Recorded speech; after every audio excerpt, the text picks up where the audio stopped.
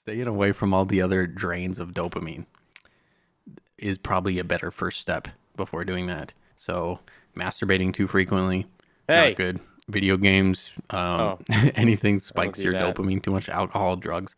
If you're doing those Sex, things, drugs, rock and roll, baby. well, rock and roll's fine, but but staying away from all the other drains of dopamine is probably a better first step There's just so many before. better ways to get vitamin Yeah. B6 and all the B vitamins from whole foods like animal foods, organ meats, Mm-hmm. oysters, compared to taking it from just a synthetic form. So that's the part that I always get skeptical. I just look at a lot of these companies and there's some cool herbs in there, but they always have to throw in these vitamins that you're just going to jack your system up with, like a 4 hour energy. You look at a 4 energy and you look at the back and it's got 41,000% of your daily intake of vitamin B12. There's also some supplements you definitely shouldn't be taking by itself, isolated like that. And I think B vitamins are not dangerous, but they're more of just kind of like they're there. It's more just marketing. I don't think they do much when you Exactly. take a B vitamin like that. I don't think it's going to hurt you. I don't think it's going to help you much either. Why they put vitamins and stuff, everything that you'll see at the top of whatever blend of the supplement, it's just vitamins that ultimately can represent some daily values to kind of woo the dumbass that's even Yeah. looking at the back. Because what is it? There's a the Dunning-Kruger effect, I believe. So they think they know just enough to make an educated decision, but they're still like so dumb that they would look at the vitamins that are on the top and be like, "Whoa, it's got vitamin B in it. It's got to Whoa, be dude. healthy, bro." Whenever I'm looking at a uh, supplement, I'm like, all right, what's in the other ingredients? Ingredients for the capsule cell are gelatin.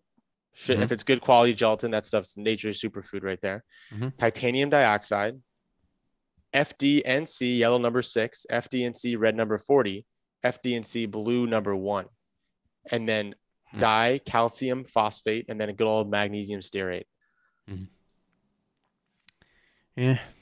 So rather typical, for better or worse. I mean, I think some of those additives may hurt some people and may not do shit to other people. So Probably. I mean, it's in such a small amount. And of course, I mean, yeah, that's the thing too. I try to avoid the artificial dyes. It's probably very yeah, minimal. It's just the capsules. But yeah, at that point, it's just silly to me. And then the max stearate, that's a really touchy one because it's just there because they need it for the processing of the capsules. And I understand why they have it, but right, is it dangerous? Maybe. Is it not dangerous? Also, maybe. In so many things, it's like soy lecithin at this point. Everyone's yeah, got some max steroid in their system, and it could be if you're taking a lot of supplements, it could add up and could be really damaging. And because it's in such a little amounts here, but I would still be careful with that kind of stuff.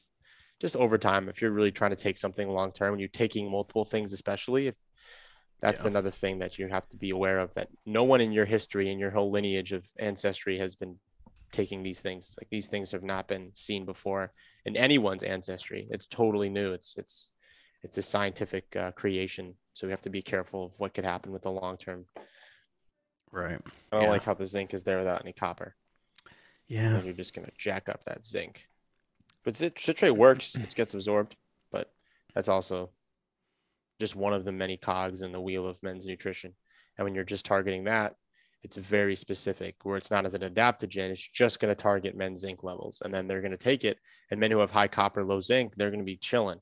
But hmm all the other guys are going to not need that as much as because it's not specialized for them and it's yeah. not adapted to what their body needs. It's just plopping it right in there.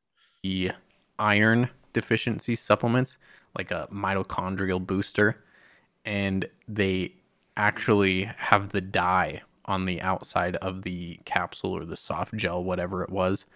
And because it has that, it can basically hurt the intent of taking that specific supplement. So, boosting mitochondria, they have iron oxide as the main ingredient for the shell of the supplement, which could work against boosting your mitochondria with iron Mm-hmm. overload. It sucks that they have dyes on the capsule of this, but all right, I got this They're pulled throwing up in the now. big ones, but the cohesiveness is never talked about how they all work together. They're just throwing these ingredients that are really cool and buzzwords. And then also they throw black pepper extract in there, which is more of a gut irritant than anything else. Pepperine does help with potentiation, which makes the ingredients more potent. But there's other things you can use for that, like Shilajit's a great potentiator. But black pepper has a lot of issues for people who are especially already consuming it in a plethora from their daily diets. And it's going to have an effect on their gut. It's going to be irritated and inflamed from all that black pepper, because that stuff is spicy. It's hard to take it out, all that black pepper in every single day. You're just taking a constant dose of black pepper, and that's going to do a number on your tummy. So that was the big thing for me as well.